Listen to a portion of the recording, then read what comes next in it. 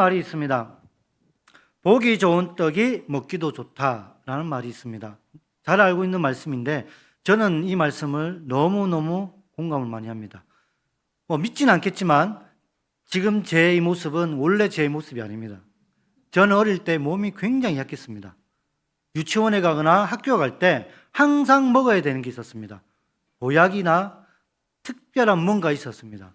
제가 지금 생각하는 건 뭐냐면 개소주, 곰탕 이런 겁니다. 너무너무 허약하기 때문에 그걸 먹어야지 제가 감기에 걸리지 않고 병에 걸리지 않는다. 이렇게 부모님이 생각했던 겁니다. 심지어 저는 초등학교 때 저보다 키가 작은 여자친구들한테 맞고 살았습니다. 그 정도로 몸이 약했습니다. 방법이 없어가지고 너무 보약을 많이 먹었습니다. 심지어 저희 어머니는 저에게 엄청난 거짓말을 많이 했습니다. 돼지고기라 했는데 나중에 알고 보면 토끼고기, 염소고기. 그러니까 저는 어릴 때 돼지고기의 맛이 다양하다는 것을 알았습니다. 그런 영향 때문에 제가 사춘기 시절에 고기를 먹지 않았습니다. 저는 국수를 좋아했고 냉면을 좋아하지 않았습니다. 왜냐하면 냉면에 고기가 들어갔기 때문입니다. 대학교 들어갔어야 햄버거를 먹었습니다. 물론 제가 사는 동네 햄버거 가게가 없었기 때문입니다. 돈가스도 대학교 가서 먹었습니다. 대학교 들어가면서 그때 고기를 먹기 시작했습니다. 돼지국밥도 대학교 때 먹었습니다. 어릴 때 너무 이런 이제 고기, 이런 무슨 소주 이런 걸 많이 먹었기 때문에 그 자체가 싫었습니다. 보약도 싫고. 그래서 이제 대학교 들어가면서 이제 고기가 이래 맛있다는 걸 느끼면서 그때부터 고기를 많이 먹기 시작했습니다. 그만큼 저는 비위가 약했고 특별히 냄새, 맛 굉장히 예민했습니다. 그래서 저는 그 음식이 영양가나 그 음식이 맛있다 이것보다도 모양을 중요시 여겼습니다. 왜냐하면 눈에 보이는 것이라도 멋있고 아름답고 그리고 먹음직해야지 제가 숟가락, 젓가락을 갖다 합니다. 그러니까 제게 있어서는 음식의 맛, 향기 이것보다도 멋있고 아름다워야 됐습니다. 그게 제 어릴 때의 모습이었습니다. 근데 저희 부모님은 어릴 때부터 대충대충 먹으라 합니다. 그냥 속에 들어가면 다 똑같은 거야 하면서 항상 먹을 때마다 다툼이 일어났습니다. 제가 대학교 다닐 때 한번 반찬 투정을 한 적이 있었습니다. 그때 처음으로 밥그릇으로 제가 머리를 맞아봤습니다. 네. 그만큼 제가 이게 음식 식성에 대해서 예민했었습니다. 근데 지금은 많이 달라졌습니다. 그래서 항상 저는 먹음직해야 된다. 이 사고방식으로 지금도 살아가고 있습니다. 그런데 오늘날 우리가 살기 좋은 시대에 살다 보니까 이런 외형, 외모를 중요한 시대에 살아가고 있습니다. 보기 좋은 떡이 먹기도 좋다. 제가 이걸 치보니까 이런 사진들이 나왔습니다. 떡 사진이 있는데 보시면 저는 떡국을 만들 때 떡이 한 가지인 줄 알았습니다. 근데 그게 아니었습니다. 다양한 색깔, 다양한 모양으로 떡국을 만드는 것. 저는 처음으로 알았습니다. 처음으로 이것을 이런 떡국이 있구나라는 생각을 가지게 되었습니다. 근데 오늘날 우리 젊은 세대들은 이런 화려하고 멋있고 아름다운 것들을 추구하고 있습니다. 심지어 떡볶이 하나를 먹더라도 집 앞에 있는 떡볶이 집에 가지 않습니다. 될 수 있으면 맛있는데, 될 수 있으면 별이 높은데, 오늘 시대가 바로 이런 시대입니다. 하나를 하더라도 제대로 하는 시대, 하나를 하더라도 괜찮은 것, 이것을 추구하는 시대가 되었습니다. 외모와 외형과 그 아름다움을 추구하는 시대가 오늘 현대 시대의 특징입니다. 과거 우리나라는 그렇지 않았습니다. 그러나 풍족과 풍요로운 시대에 살다 보니까 바로 이런 것들을 추구하게 됩니다. 오늘 교회들도 바로 이것을 중요시 여기고 있습니다. 저희 어머니 교회가 버스도 다니지 않는 시골 교회입니다. 그런데 그 넓은 교회당 안에 인터넷이 다 터집니다. 무선 인터넷이 다 터지고 카페가 있고 놀이방이 있고 당구장이 있고 탁구장이 있고 방마다 물론 땅값이 싸기 때문에 교회를 크게 지었습니다. 그런데 없는 게 없습니다. 근데 교회 지도자들이 생각하기를 이렇게 말합니다. 우리 교회는 버스도 다니지 않기 때문에 교인들이 커피 마시러 카페에 가면 다시 교회로 돌아오지 않을 거다. 그래서 카페를 지었습니다. 젊은 부부들이 아이들이 놀 데가 없으니 다른 데 가면 다시 돌아오지 않을 거다. 놀이방을 만들어줬습니다. 북카페를 만들어줬습니다. 그렇게 하다 보니까 시골교회 치고는 시설이 너무 좋습니다. 그것을 보면서 또 교인들이 몰려옵니다. 지금 우리가 살아가는 시대는 어찌 보면 본질도 중요하지만 비본질을 더 많이 따지는 사람들이 급격하게 생겨나기 시작했습니다. 그래서 교회를 짓다 보면 요즘에 체육관을 짓는 교회도 많이 있습니다. 사회에서 복지시설 좋다 하면 교회도 짓고 여러 가지 좋은 거는 교회에 다 들어오기 시작했습니다. 그러다 보니까 교회가 놓치기 쉬운 게 있습니다. 그게 뭐냐면 우리의 믿음, 우리의 신념, 우리의 신앙이라는 것입니다. 화려하고 좋은 것 좋습니다. 하지만 하나님이 우리에게 원하시는 것, 그것은 바로 교회 안에서 생활하는 우리의 마음이라는 것입니다. 그래서 저는 오늘 우리가 추구해야 할 두 가지를 한번 살펴보고자 합니다. 우리가 정말 교회 본질이 중요시 여겨야 할 게 있는데 그 이유는 바로 성경에 있습니다. 사무엘상 16장 7절 말씀을 보면 하나님께서 사무엘을 이새의 집에 보냅니다. 사울을 대신하여 다음 왕을 선택하기 위해 이새의 집에 보내서 이새의 아들들을 만나게 합니다. 사무엘이 이새의 첫 번째 아들 엘리압을 보고 이 사람이 이제 대통령을 이어갈 다음 왕이구나 라고 생각한 나머지 기름을 부으려고 합니다. 그때 하나님께서 하신 말씀이 그의 용모와 키를 보지 말라. 내가 이미 그를 버렸노라. 내가 보는 것은 사람과 같지 아니하니 사람을 외모를 보거니와 나 여호와는 중심을 보느니라. 다윗이 선택받은 이유가 바로 중심이었습니다. 외모를 보면 형들이 더 좋았습니다. 그러나 하나님이 보신 것은 다윗이 가지고 있는 마음이었던 것입니다. 그리고 이사야 선지자를 보면 이사야 선지자가 활동한 시대가 암흑의 시대였습니다. 비록 나라는 망하지 않았지만 영적으로는 무너져 버린 나라였습니다. 남유다가 하나님의 백성들이라 하지만 예배를 드려도 하나님이 기뻐하지 않았습니다. 심지어 이사야 1장 13절과 15절 말씀을 보면 하나님께서 이런 말씀을 하십니다. 너희들이 내게 드린 이 예배를 나는 가증히 여긴다. 너희들이 아무리 기도를 많이 해도 내가 너희들 기도를 듣지 않겠다 했습니다. 하나님의 백성이기 때문에 예배를 드렸습니다. 헌금도 했습니다. 겉으로 보면 하나님의 백성답게 살아가는 것처럼 보였습니다. 하지만 그 중심을 보시는 하나님은 그 예배를 가증히 여긴다 했습니다. 너희들이 아무리 많이 기도해도 내가 듣지 않겠다. 엄청 충격적인 말씀을 하시고 있습니다. 바로 중심을 보신 하나님. 예배는 드려도 그 마음에는 우상이 가득한 하나님의 백성들, 그 예배를 하나님은 받지 않는다는 것입니다. 신약 시대에 이렇게 살아가는 성도들을 향해 성경은 경건의 모양은 있으나 경건의 능력을 상실한 사람들이라고 말하고 있습니다. 겉으로 보기에는 거룩함이 있습니다. 하나님 앞에서 열심히 살아가는 열정도 있습니다. 하지만 그 마음 속에는 하나님이 없다는 것입니다. 열심히 살아가는 열정은 있지만 그 속에는 예수 그리스도의 복음이 없다는 것입니다. 그것이 신약 시대에 살아가는 많은 사람들의 모습이었습니다. 그래서 오늘 우리가 읽었던 요한은 자신의 영적인 아들처럼 여기는 백성들에게 죄를 짓지 않기 위해서 죄를 지어도 예수 그리스도를 통해 다시 회복할 수 있도록 이 서신을 기록했다고 말하고 있습니다. 그러면서 정말 하나님의 백성답게 예수 그리스도의 제자답게 살아가기 위해서 어떻게 해야 되는지 가르치고 있습니다.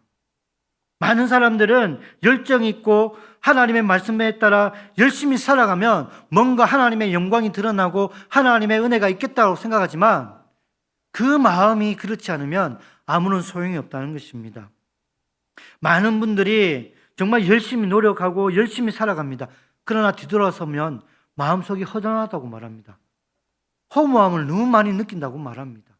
열심히 성경학교를 섬기고 수련을 섬기고 뭔가 프로젝트를 열심히 매달렸습니다. 그러나 그 뒤에는 지치고 상한 심령이 보인다는 겁니다. 이것이 우리의 현실이라는 것입니다. 오늘 우리가 하나님의 영광을 드러내며 하나님이 찾으시는 예배자가 되기 위해서는 두 가지를 기억해야 됩니다. 그 첫 번째는 바로 하나님의 말씀, 하나님의 계명을 지키면서 살아가야 됩니다. 우리가 읽었던 본문 5절 말씀을 보면 누구든지 하나님의 말씀을 지키는 자들에게는 하나님의 사랑이 그 안에 온전하게 되고 그리스도와 연합을 이룬다고 말씀하고 있습니다.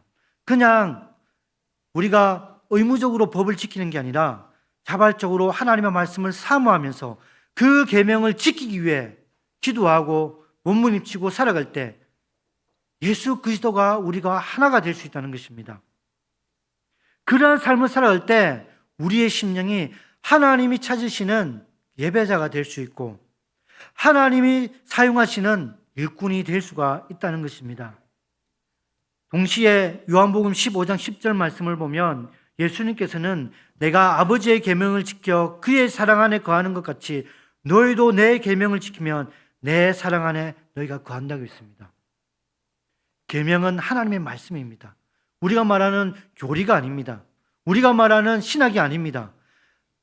성경에 나와 있는 그 단어가 교리적인 의미가 아니라 하나님의 말씀으로 우리 머리에, 우리 가슴 속에 자리 잡고 그 말씀을 지키기 위해 열심히 살아갈 때 자기도 모르게 하나님의 사랑 안에 거한다는 것입니다.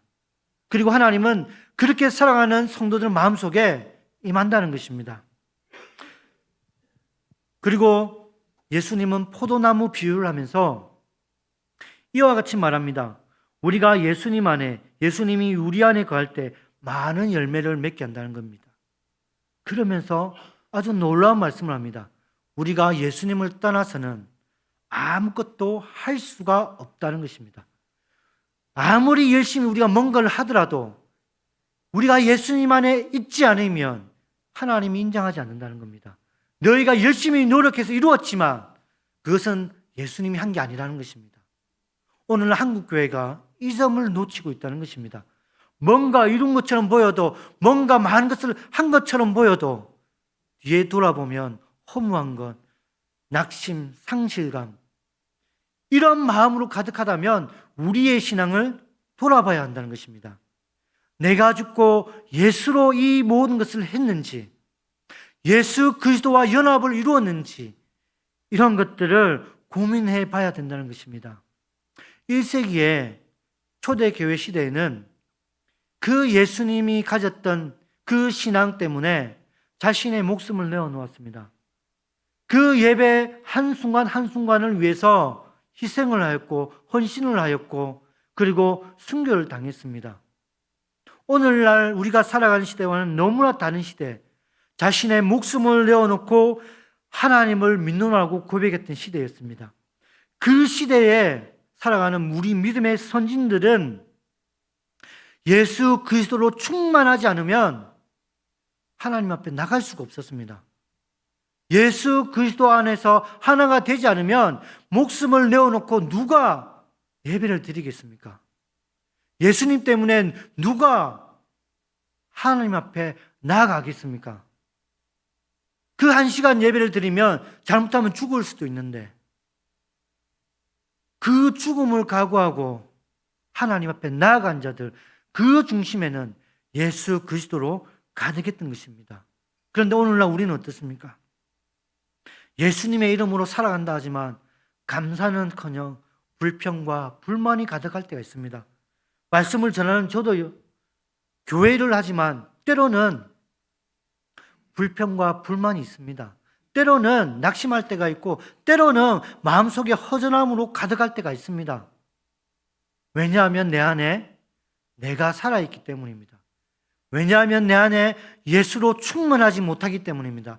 말씀으로 가득하지 못할 때 나도 모르게 짜증이 몰려오고 감사는 멀어지고 불평과 불만이 가득하기 때문입니다. 그래서 우리가 두 번째로 살펴봐야 할 것, 그것은 바로 내 안에 말씀으로 충만해야 되고 내 안에 예수 그리스도로 충만해야 한다는 것입니다. 이것이 우리가 두 번째로 기억해야 할 내용입니다. 우리가 하나님의 말씀대로 살아가기 위해서 그것은 내 의지와 내 능력이 아닙니다. 오직 하나님의 능력, 성령의 충만, 말씀의 충만, 그것으로 말씀대로 살아갈 수 있다는 것입니다. 우리가 이러한 마음가짐, 이러한 충만으로 살아갈 때 우리는 그리스도의 향기로, 그리스도의 편지로 살아갈 수 있습니다. 그냥 내가 그리스도의 향기다, 이것만으로는 우리가 그리스도의 향기를 드러낼 수가 없습니다. 자칫 잘못하면 사람 냄새만 가득할 수 있습니다. 제가 지난번에 이야기한 것처럼 여러분, 담배 냄새가 많은 곳에 가면 자기도 모르게 그 향기가 배입니다. 제가 군에 갔을 때 처음에 담배 냄새 맡으면 콜록콜록했습니다. 근데 1년 지나고 나니까 담배 냄새가 향기로 느껴집니다. 그게 사람입니다. 처음에 우리가 죄악을 만났을 때 거부 반응이 생깁니다. 너무 싫은 마음이 생깁니다. 하나님을 두려워하는 마음이 생깁니다. 근데 타락한 그 마음이 점점점 타협한 마음이 생기고 죄악을 보면서도 당연히 여기는 순간 나도 모르게 타락했습니다. 나도 모르게 죄악이 가득한 마음이 생긴다는 것입니다. 이게 우리의 연약함입니다.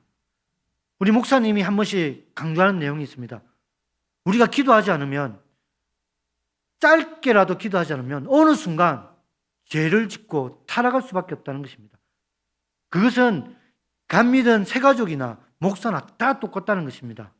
말씀 읽지 않고 기도하지 않으면 여러분 일주일 후에는 우리가 세상 사람들과 똑같이 살아갈 수 있다는 것입니다. 그게 뭡니까? 타락이라는 것입니다. 그래서 우리는 우리 안에 말씀이 충만해야 하고 성령이 충만해야 되고 예수로 충만할 때 그리스도의 향기로 살아갈 수가 있다는 것입니다. 교회를 왔는데 사람들이 교원에 왔을 때 사람 냄새만 나면 여러분 그건 교회가 아닙니다. 그냥 세상에 존재하는 그냥 교회처럼 보이는 공동체입니다. 하지만 불신자들이 딱 교회에 왔을 때 이것은 뭔가 다르구나, 이것은 세상에서 가질 수 없는 뭔가 있구나 라는 순간 그분들은 교회를 떠날 수가 없습니다. 왜냐하면 교회가 세상과 다르다는 것을 봤고 느꼈고 맛보았기 때문입니다. 제가 몇 년 전에 어떤 행사를 위해서 차량 운전을 한 적이 있습니다. 그 차량 안에 우리 교회에 등록한 지 얼마 되지 않는 분들이 제법 탑승했습니다. 운전을 하면서 그분들이 이야기하는 게 들렸습니다. 저분들이 이제 우리 교회 와서 뭔가 아쉬운 이야기를 할까? 가슴이 조마조마합니다. 왜냐하면 제가 새가족을 담당했기 때문입니다. 이제 비슷한 분들이 함께 모였기 때문에 이런저런 이야기를 합니다. 우리 교회 오기 전에 다른 교회를 가봤답니다. 우리 교회 근처에 있는 이 교회 저 교회를 가봤답니다. 그러면서 우리 교회에 등록하게 된 이유를 말해주는 겁니다. 분위기가 다르다는 겁니다. 제가 그 교회 이야기를 들어보니까 저 교회 우리 교회보다 시설이 좋은데 저 교회 지은 지 얼마 되지 않는데 그런 생각을 하게 됩니다. 그런데 그분들이 우리 교회에 등록하게 된 결정적인 이유, 분위기가 다르다는 겁니다. 여러분, 이게 교회입니다. 세상에서 볼 수 없는 것, 느낄 수 없는 것, 맡을 수 없는 것, 교회에 왔을 때 그리스도의 향기가 나는 것, 이것이 교회라는 것입니다. 오늘날 한국교회에 이걸 놓쳐버렸습니다. 시설을 너무 많이 투자한 나머지, 개인주의가 만연한 나머지 교회 왔을 때에 사람들을 외모로 봅니다. 그 사람들의 직업을 봅니다. 그 사람의 능력을 봅니다. 그러면서 저 사람 왔으니까 우리는 이 사람을 통해 뭔가 할 수 있겠지. 한국교회가 그런 모습을 많이 보여왔습니다. 제가 아는 어느 전도사님이 그런 얘기를 합니다. 이름만 들어도 꽤 유명한 교회. 한때 그 교회에 검사, 판사, 의사가 많았다고 합니다. 근데 새가족으로 교사, 초등학교 선생님이 등록을 했습니다. 근데 아무도 쳐다보지 않습니다. 왜냐하면 그 교회 평균 직업이 사자였기 때문입니다. 근데 머지않아 그 교회가 힘들어졌습니다. 왜냐하면 사람들 마음속에 사람을 분별하고 사람을 판단하는 그 분위기 때문에 많은 사람들이 상처를 입고 떠났다고 하는 겁니다. 그 후에 그 교회가 너무너무 힘들어진 겁니다. 여러분, 교회가 만약 사람을 그런 식으로 판단하고 사람을 만약 그런 식으로 분별해버리면 그 교회는 더 이상 하나님이 인정하는 교회가 될 수가 없습니다. 한국 교회가 무너진 곳에는 바로 이런 점이 있었다는 겁니다. 그런데 우리 교회는 그런 게 없습니다. 직업을 물어보지 않습니다. 과거에 당신 뭐 했습니까? 라고 뒷조사하지 않습니다. 현재 그분들이 살아가는 그것을 존중해주고 그분들이 신앙생활 잘할 수 있도록 함께 도와주고 독려해주고 관심을 보여주고 기도해주는 교회, 바로 이게 교회라는 것입니다. 예수로 충만한 교회, 말씀으로 충만한 교회, 그런 성도들이 가는 곳마다 예수 그리스도의 향기가 드러날 수밖에 없습니다. 숨기려고 해도 숨길 수가 없습니다. 자기 몸에서 드러나는 그리스도의 향기가 막을 수가 없다는 것입니다. 저 예수님 믿어요 말하지 않아도 혹시 교회 다니세요? 이렇게 물어봅니다. 이게 그리스도를 믿는 성도의 삶의 모습입니다. 저와 여러분이 이러한 삶을 살아가길 바랍니다. 저는 예수님 믿어요 명함 파고 돌리는 게 아니라 삶으로 예수님을 보여줄 수 있는 것, 삶으로 예수님을 증거할 수 있는 그런 우리 부산 북교회가 되기를 바랍니다. 전도는 나가서 전도지 막 돌린다 해가지고 사람들이 교회로 몰리는 시대가 아닙니다. 이제는 우리가 세상에 나아갔을 때, 삶으로 보여줬을 때 우리의 주변에 있는 지인들, 가족들이 교회로 오게 됩니다. 하나님을 찬미하고 진심으로 예배할 때 변화된 우리의 삶을 통하여 믿지 않은 자들이 나도 교회 한번 가볼까 하면서 오게 됩니다. 심지어 이런 분이 있었습니다. 전도를 안 했습니다. 그런데 변화되는 자신의 삶을 보고 친구가 나도 한번 교회 가볼까 했는데 그분이 너는 안 돼. 이런 말을 합니다. 그러니까 더 교회를 가고 싶어 하는 겁니다. 친구가 오지 마라 했는데 나중에는 원래 그 교회 찾아갑니다. 자연히 그 교회는 성장할 수밖에 없습니다. 저는 우리 부산 북교회가 모든 성도들이 이제 세상으로 파송되어 그리스도의 사신으로, 그리스도의 외교관으로 가는 곳마다 그리스도를 드러내는 저와 여러분이 되기를 바랍니다. 그것을 위해 우리가 함께 기도하고 우리의 믿음의 자녀들이 그러한 삶을 살아갈 수 있도록 함께 기도해 주길 바랍니다. 오늘날 초등학교, 중고등학교, 학교에서 기도하는 모임 갖기가 힘듭니다. 공식적으로 허용하지 않습니다.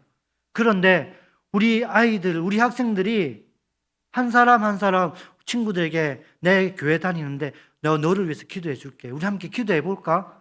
하면서 자연스러운 기도 모임이 학교마다 일어나길 바랍니다.